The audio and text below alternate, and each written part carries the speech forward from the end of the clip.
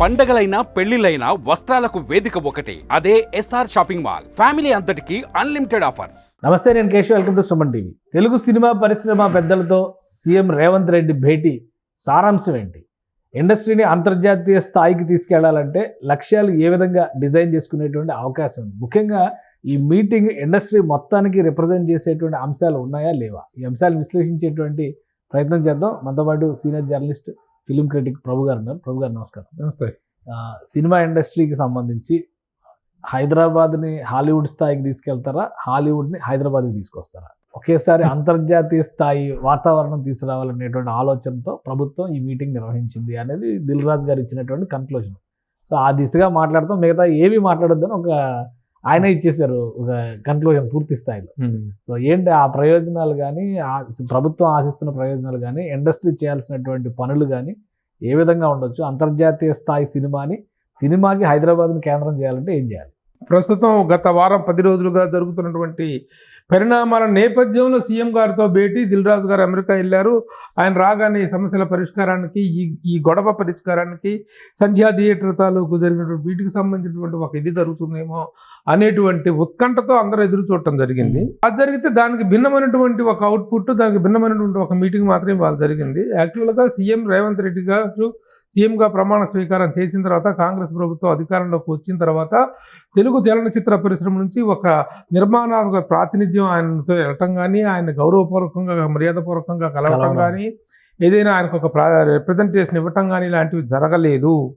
ఆ గ్యాప్ అనేటువంటిది ఇండస్ట్రీ దగ్గర పెరుగుతుంది. ఆ పెరుగుతున్న దాన్ని ఎట్లాగైనా పూడ్చుకొని అలాంటి miscommunication, no communication and miscommunication రెండు ఉన్నాయి. ఈ రెండింటిని పూడ్చుకునేటువంటి ప్రయత్నం జరగాలనుకునేటువంటిది మొదటి నుంచి జరుగుతున్నటువంటి ప్రయత్నం. దిల్ రాజు గారు FDC చైర్మన్ అయిన దగ్గర నుంచి. కానీ అనుకోకుండా ఆయన వెళ్ళారు. ఈ లోపల ఈ సంధ్యా థియేటర్ గొడవ అనేటువంటిది ఒక తీవ్ర స్థాయిలో జరిగింది. కాబట్టి ఆ స్థాయిలో ఒక ఫలితాలు వస్తాయని చెప్పి ఇప్పుడు దిల్ రాజు గారు కూడా అదే చెప్తారు. సంధ్యా థియేటర్ ఇన్సిడెంట్ కి దీనికి సంబంధం లేదు. చార్జ్ తీసుకున్నప్పుడే సీఎం గారు చెప్పారు, కలవాలి అని, రెండు వర్గాలని కలిపి కూర్చోబెట్టాలి, మనం ఇండస్ట్రీకి సంబంధించి కొన్ని నిర్ణయాలు. రేవంత్ రెడ్డి గారు కూడా ఆయన స్పీచ్ లో వచ్చిన పార్ట్స్ ని బట్టి చూస్తే ఐటీ, ఫార్మా ఇట్లా ఎలానో సినిమా పరిశ్రమను కూడా మేము అలానే చూస్తున్నాం. రాబోయే రోజుల్లో మేము పూర్తి స్థాయిలో ప్రోత్సహిస్తాం అని చెప్పని మాట. కాకపోతే బెనిఫిట్ షోలు ఉండవు. సో బెనిఫిట్ షోలు ఉండకపోవడం వల్ల, అంటే ఈ బెనిఫిట్ షోలు లేవు అని నిర్ణయం దేనికి తీసుకున్నారు? టికెట్ల రేట్లు పెరగవనేటువంటి నిర్ణయం ఎందుకు తీసుకున్నారు? ఎప్పుడు తీసుకున్నారు? ఏ సందర్భంలో తీసుకున్నారు? అసెంబ్లీలో తీసుకున్నారు. ఏ సందర్భంగా? సంధ్యా థియేటర్ సంధ్య నేపథ్యంలో. ఇప్పుడు ఈ చిత్ర పరిశ్రమ పీకల మీద ఉన్నటువంటి అంశం ఏంటి? ఈ రెండు విషయాలు. ఇది లక్ష్యాలు, ఆకాంక్షలు. సినిమా ఇండస్ట్రీ అనేటువంటి దాన్ని అంతర్జాతీయ స్థాయిలో, హాలీవుడ్ స్థాయిలో దాన్ని పెంచాలి, దాని సామర్థ్యాన్ని పెంచాలనేటువంటిది ఆకాంక్షలు. అది కాదు, సమస్యలు వేరు, ఆకాంక్షలు వేరు. ఈ సమస్య అనేటువంటి దాన్ని అడ్రస్ చేసినటువంటి సందర్భం కనిపించలే ఇప్పుడు. ఈ ఆకాంక్షలు అనేటువంటి ఇప్పుడు కాదు, ఇంకంత అర్జెంట్ అనేటువంటి ఇదేం కాదు. సో జరిగినటువంటి అసలు మెయిన్ పీకల మీద కత్తి రెండింటి విషయాల్లో కూడా ఆయన ఎలాంటి ఇది హామీ ఇవ్వలేదు. నేను ప్రభుత్వం తేల్చి చెప్పేసింది కదా. అసెంబ్లీలో కూడా ఈ రోజు మీటింగ్ లో రేవంత్ రెడ్డి గారు కూడా క్లారిటీ ఇచ్చేశారు. అది మినహా మీరు మిగతా విషయాలన్నీ మాట్లాడుకోవడం గురించి ఆయన మేము ఏమి ఇవ్వమో ఆయన స్పష్టం చేశారు. మీరేం చెయ్యాలో అంతకంటే అది కూడా ఆయనే చెప్పారు. అది అంత స్పష్టంగా చెప్పారు. కాబట్టి ఇది చిత్ర పరిశ్రమకు మీద పెద్ద వరాల జల్లు కురిపించడం కోసమో, చిత్ర పరిశ్రమ సంక్షేమం కోసమో, లేకపోతే చిత్ర పరిశ్రమకు అర్జెంటుగా కావాల్సిన పనుల కోసమో జరిగినటువంటి మీటింగ్ కాదు. వాటి తాలూకు ఉత్తమ ఫలితాలు, బెస్ట్ రిజల్ట్స్ అయితే రాలేదు. ఎలాంటి బెనిఫిట్స్ ఇండస్ట్రీకి ప్రకటించబడలేదు. కానీ మీటింగ్ కి ఇండస్ట్రీ నుంచి హోల్సమ్ రిప్రజెంటేషన్, అందరి సమాన ప్రాతినిధ్యం కాకపోయినా అందరి ప్రాతినిధ్యం అనేది ఇండస్ట్రీ నుంచి జరిగిందా? అసలు పెద్ద వాళ్ళు అనుకున్న వాళ్ళు మిస్ అయినట్టుగా అనిపిస్తుంది. చిరంజీవి, బాలకృష్ణ లేకుండా హీరోలు అంటే మరి వాళ్ళు రావాలి కదా.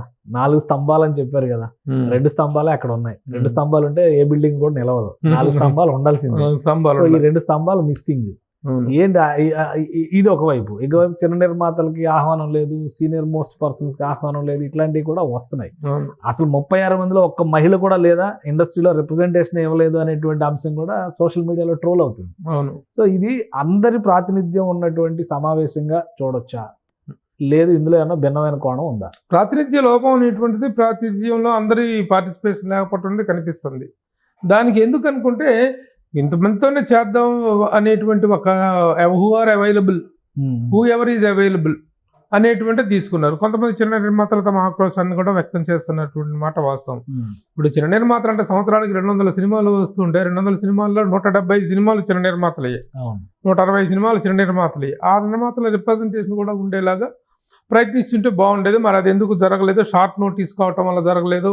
వీళ్ళేమో వివక్ష కారణంగానే పిలవట్లేదు. ఈవెన్ ఒక తమ్మారెడ్డి భరద్వాజ లాంటి స్థాయి వ్యక్తికి కూడాను ఆహ్వానం లేదంట. ఎందుకు మీరు కనిపించలేదు ఏంటో అని అడిగితే నన్ను ఎవరు పిలవలేదనేటువంటి విషయాన్ని ఆయన స్పష్టంగా చెప్పారు.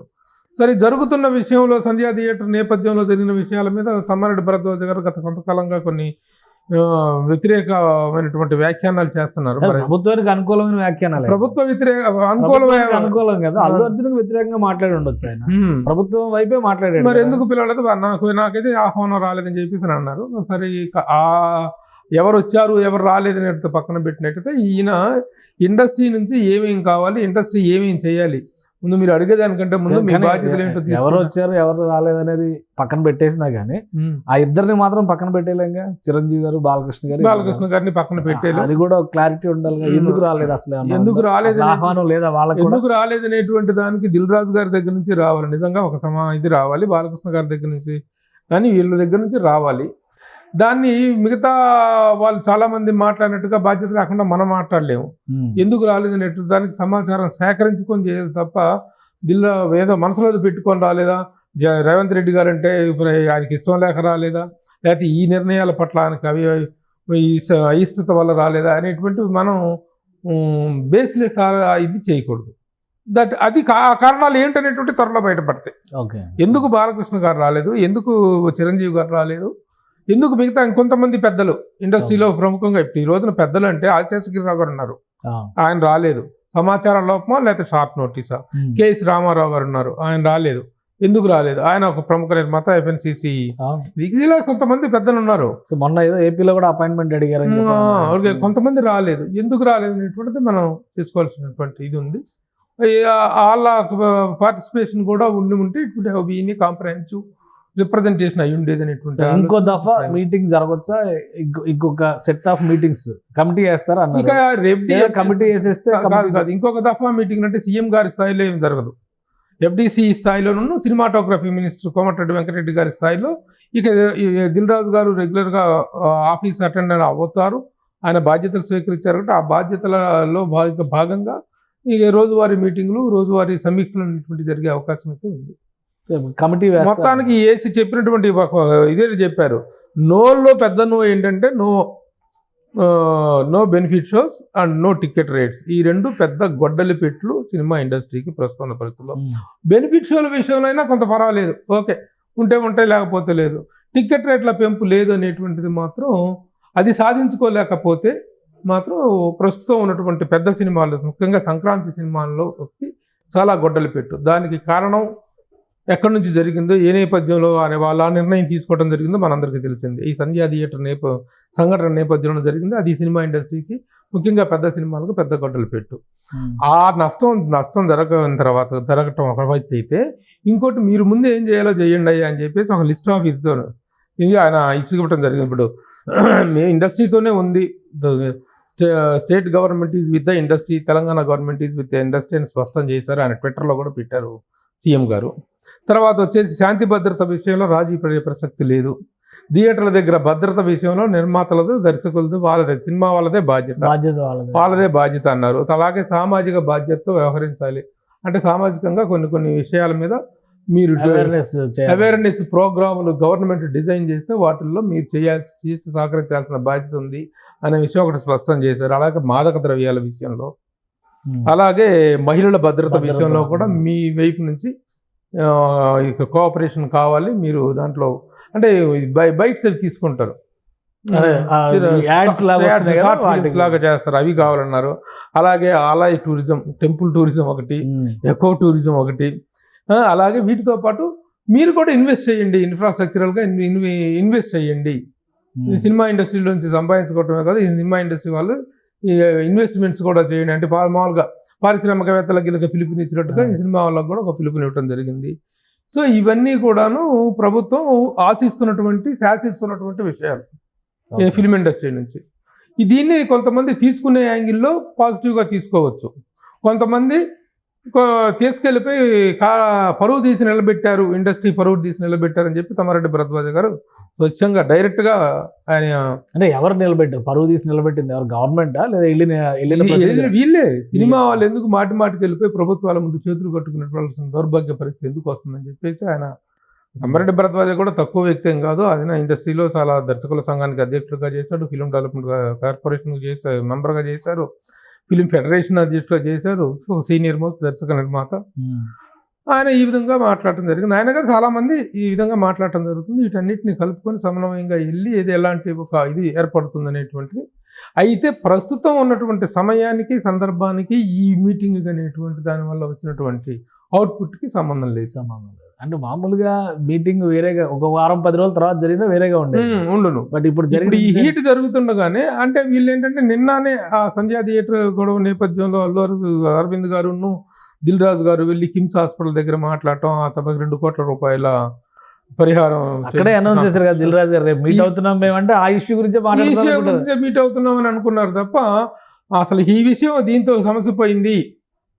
రేపు మాట్లాడేటువంటి చర్చ వేరే చర్చ, అది ఇండస్ట్రీ డెవలప్మెంట్కి సంబంధించిన చర్చ అనేటువంటిది రాకపోవటం వల్ల ఏమైందంటే అనేటువంటి స్పష్టత లేకపోవటం వల్ల ఈ విషయాల మీద ఈ ముఖ్యంగా ఈ టికెట్ రేటు వీటి మీద స్పందిస్తారేమో, ఆ మేరకు ఈయన ఒక సానుకూలంగా ఉన్నారేమో, ముఖ్యమంత్రి గారు మనసు మార్చుకున్నారేమో అనేటువంటి ఒక అభిప్రాయం, కొంచెం మెత్తబడ్డారేమో, సీఎం గారు కోపం అందరూ అనుకున్నది అది.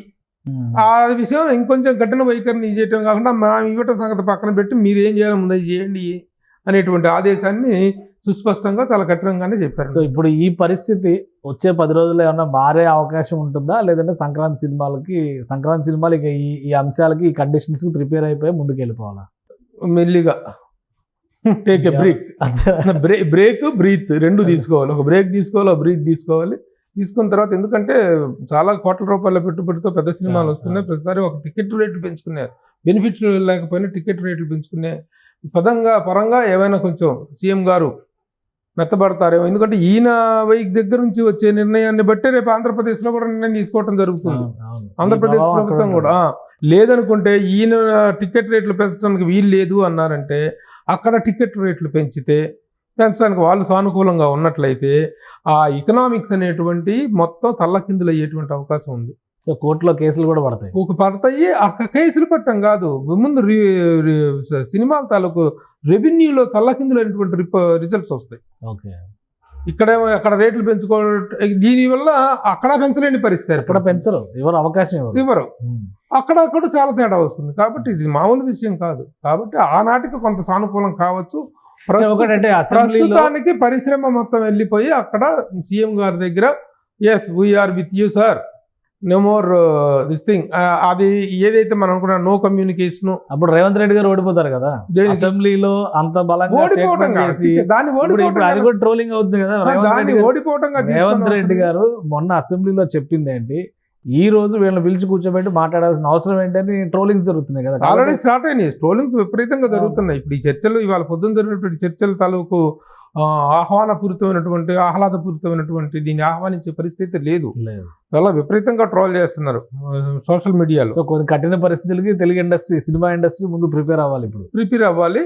కాబట్టి ప్రస్తుతానికి ప్రభుత్వాన్ని అప్పర్ హ్యాండ్ అనిపించుకున్నప్పటికీ తర్వాత ప్రభుత్వానికి సానుకూలంగా ఒక ప్రాధేయపూర్వకంగా ఒక రిప్రజెంటేటివ్ పెడితే ఆయన ఉన్న కొంచెం టికెట్ రేట్ల విషయంలో కన్సిడరేషన్ ఇవ్వచ్చు అనేటువంటి ఆశాభావం ఉంది. అంతవరకు జరుగుతుంది. సేమ్ సీన్ రిపీట్ అయితే అక్కడ జగన్మోహన్ రెడ్డి గారు గవర్నమెంట్ ఉన్నప్పుడు టికెట్ రేట్ల విషయంలో ఒకటే వైఖరి అవలంబించారు, ఇక్కడ పెంచినా కానీ అక్కడ పెంచుకునే అవకాశం లేదు. సో ఇప్పుడు అదే ఆంధ్రప్రదేశ్ ఇటు వచ్చింది, తెలంగాణ అటు వచ్చింది అన్నట్టుగా ఉంది. ఒకవేళ తెలంగాణలో పెంచుకోవడానికి పర్మిషన్ ఇవ్వకపోతే ఏపీలో పెంచుకోవడానికి వెసులుబాటు ఇచ్చే ఛాన్సెస్ ఏమైనా ఉంటాయా, లేదంటే అసలు ఇక్కడే ఇండస్ట్రీ ఇక్కడే ఉంది, ఇక్కడే లేనప్పుడు అక్కడ ఎందుకు ఇస్తారు, ఇచ్చే అవకాశం? అక్కడ ఇస్తే ఇవ్వచ్చేమో. అక్కడ ఇస్తే ఏమవుతుందంటే సినిమా రెవెన్యూస్లో చాలా తేడా వస్తుంది, డిస్ట్రిబ్యూషన్లో చాలా తేడా వస్తుంది, థియేటర్ రెంటల్స్లో తేడా వస్తుంది, అన్ని ప్రతి విషయంలో కూడా తేడా వస్తుంది, బిజినెస్లో తేడా వస్తుంది. కాబట్టి అది చాలా ప్రమాదకరమైన సిచ్యువేషన్. కాబట్టి 2 చోట్ల పెరగాలి, లేదా 2 చోట్ల పెంచరు. ఇక్కడ ఏదో ఒకటే జరుగుద్ది. కాబట్టి ఆ సానుకూలత అనేటువంటిది పండగ సినిమాల నాటికి ఏర్పడుతుందనే ఆశాభావం అయితే ఉంది. రైట్. థ్యాంక్ యూ ప్రభు గారు. ఇది సినీ ప్రముఖులతో సీఎం ఇంటర్వ్యూ భేటీ అనేది ఫైనల్ కన్క్లూజన్గా సీఎం ఏమనుకున్నారో అది చెప్పడం ద్వారానే ముగిసింది. ఇండస్ట్రీకి కొన్ని లక్ష్యాలను ఇచ్చారు. అంతర్జాతీయ స్థాయిలో తెలుగు సినిమా పరిశ్రమను నిలబెట్టాలంటే ఏం చేయాలో దానికి ఇండస్ట్రీ మొత్తం ప్రిపేర్ అవ్వాల్సినటువంటి పరిస్థితి కనిపిస్తుంది. ఇక టికెట్ల ధరల విషయంలో కానీ, బెనిఫిట్ షోస్ విషయంలో కానీ ప్రభుత్వ వైఖరి కఠినంగా ఉంటుందనేటువంటి సంకేతం అయితే సీఎం ఇచ్చారు. కానీ పరిశ్రమని నష్టాల నుంచి కాపాడుకోవాలంటే ఏదో ఒక విధంగా పరిశ్రమ తరపున మరొకసారి రిప్రజెంటేషన్ చేయాల్సినటువంటి అవసరం అయితే కనిపిస్తుంది. ఎందుకంటే రాబోయే రోజుల్లో సంక్రాంతి సినిమాల రిలీజ్కి ఇండస్ట్రీ ప్రిపేర్ అవుతుంది కాబట్టి ఈ లోపు ఏం జరుగుతుందో వేచి చూడాలని ప్రభు గారు విశ్లేషిస్తున్నారు. ఇది special discussion. Keep watching. Suman టీవీలో మీ పర్సనల్ అండ్ బిజినెస్ ప్రమోషన్స్ కోసం కింది నెంబర్కి కాంటాక్ట్ చేయండి.